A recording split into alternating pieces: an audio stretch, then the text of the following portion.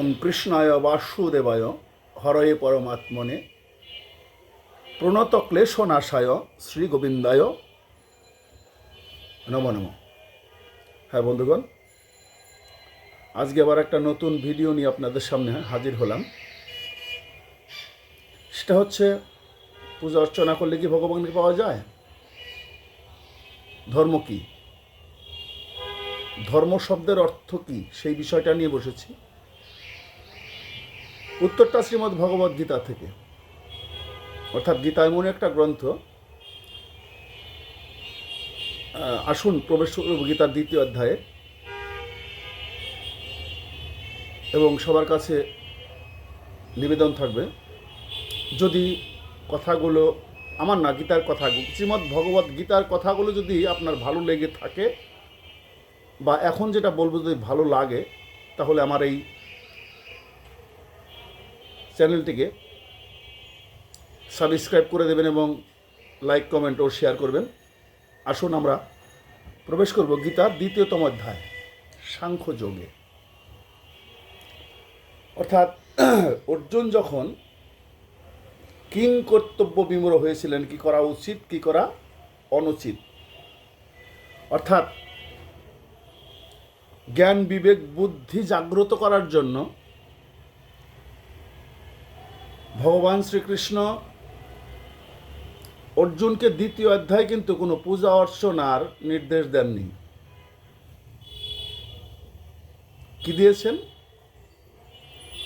কোনটা করা কর্তব্য, কোনটা করা অনুচিত, উচিত অনুচিত, সেই বিষয়গুলোই কিন্তু অর্জুনকে বোঝানোর চেষ্টা করেছেন সাংখ্যযোগে, দ্বিতীয়তম অধ্যায় শ্রীমদ্ ভগবদ্ গীতা। দেখুন, এখানে ভগবান শ্রীকৃষ্ণ অর্জুনকে বলেছেন, অর্জুন, যুদ্ধ শব্দের অর্থ কি? যুদ্ধ শব্দের অর্থ প্রতিবাদ করা, অন্যায়ের প্রতিবাদ করা। এখানে অন্যায়ের প্রতিবাদ করতে বলা হয়েছে, অন্যায়কারীকে প্রতিহত করতে বলা হয়েছে। আমরা যদি দ্বিতীয়তম অধ্যায় আমরা একটু ভালো করে শুদ্ধভাবে নীরলে বসে এই গীতার দ্বিতীয় অধ্যায়টা আমরা পাঠ করি, তাহলে আমরা কি দেখতে পাবো? আমরা এখানে দেখতে পাবো যে পুরা অধ্যায় জুড়েই শুধুমাত্র কর্তব্য পালন করতে বলা হয়েছে। কোনটা কর্তব্য, এবং যেখানে কর্তব্যে বাধাগ্রস্ত হয়েছে, যে না এটা আমি করব কি না, এটা করলে ক্ষতি হয়, এটা করলে আমার বংশ বিনাশ হয়, এই বিষয়গুলো যখন অর্জুনের মাথায় ঢুকেছিল, তখন তিনি সেটার সমাধান দিয়েছেন। অনেকেই বলতে পারেন, যুদ্ধ করতে কেন বলা হয়েছে? আর ন্যায়ের বিরুদ্ধে না, অন্যায়ের বিরুদ্ধে যুদ্ধ। অন্যায়কারী যদি প্রশ্রয় পায়, বা সে যদি অন্যায় কাজ প্রতিনিয়ত করতে থাকে, তাহলে সাধারণ মানুষের ক্ষতি হবে, তারা অশান্তিতে থাকবে। তাই অর্জুনকে বলা হয়েছিল, তুমি ন্যায় যুদ্ধে নিজেকে প্রস্তুত করো, অন্যায়কারীকে তোমাকে প্রতিহত করতে হবে, রুখতে হবে। এখন এখানে কিন্তু পূজা অর্চনার কোনো কথা বলা হয়নি। তাহলে কি দ্বিতীয় অধ্যায় পাঠ করলে পূর্ণতা আসবে না? দেখুন, ধর্ম কি? পূজা অর্চনা করলে কি ধর্ম হয়? এটা মিথ্যা কথা, কোনো লাভ হবে না। কারণ ন্যায় নীতি, কোনটা করা উচিত, কোনটা করা অনুচিত, কোন কার্য করলে সৃষ্টির ক্ষতি হবে,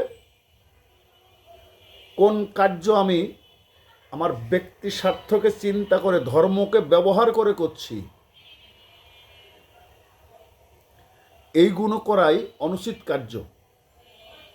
অর্থাৎ যিনি ধার্মিক, তিনি সার্বজনীন হবেন, তিনি কোনো গোষ্ঠীর অথবা কোনো একটা নির্ধারিত কয়েকজন লোকের জন্য কাজ করবেন না। তিনি কাজ করবেন সৃষ্টির সবার জন্য। সেটা হতে পারে মানুষ, হতে পারে পশু পাখি, হতে পারে বৃক্ষ তরুলতা। কারণ এই পৃথিবীতে যদি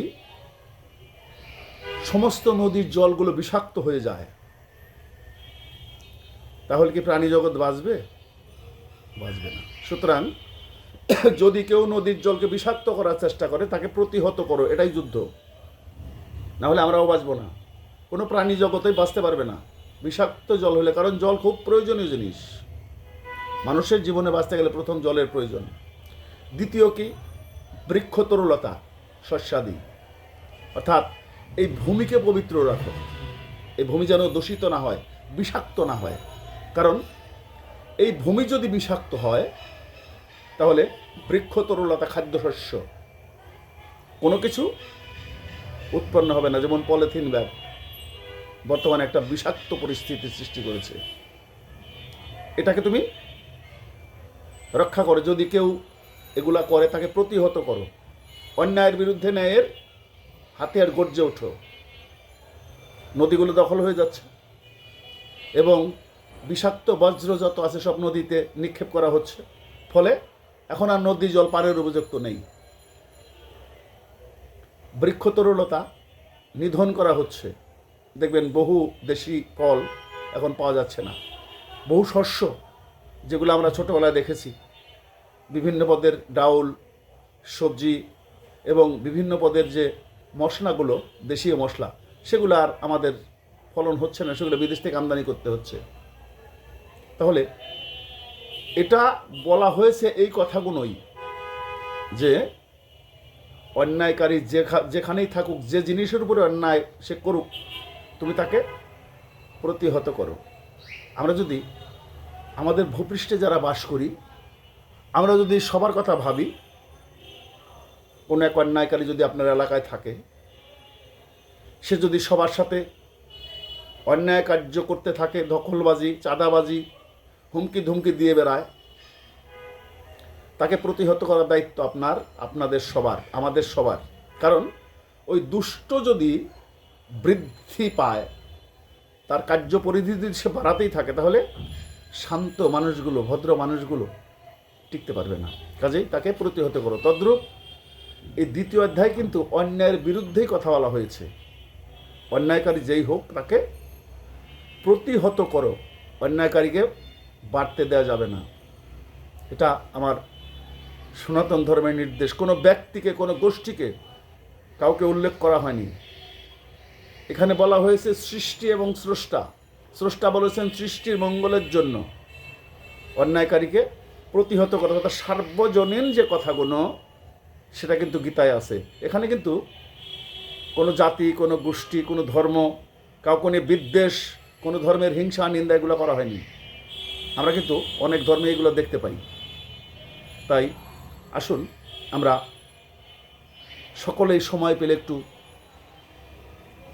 গীতা নিয়ে বসবো এবং গীতার যে মর্মার্থগুলো আছে সেগুলো চোখে দেখে, হৃদয়ে ধারণ করে ওটা নিয়ে নিজে ভাবান্তর হব। তাহলে আমরা এই গীতার মর্মার্থগুলো বুঝতে পারবো। গীতা ধর্মগ্রন্থ বলবেন না, গীতা অধর্মগ্রন্থও বলবেন না। অর্থাৎ এটা হচ্ছে পূর্ণাঙ্গ একটা পৃথিবী পরিচালনার একটা ডেডলাইন।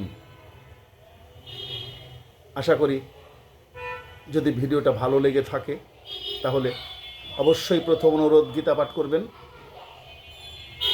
শব্দার্থ সহ, এবং একটু লাইক, কমেন্ট এবং সাবস্ক্রাইবটা করে যাবেন আমার এই সৃষ্টি এবং স্রষ্টা নামক ইউটিউব চ্যানেলটাকে। সবাই ভালো থাকবেন, সবাই সুন্দর থাকবেন। রাধে রাধে।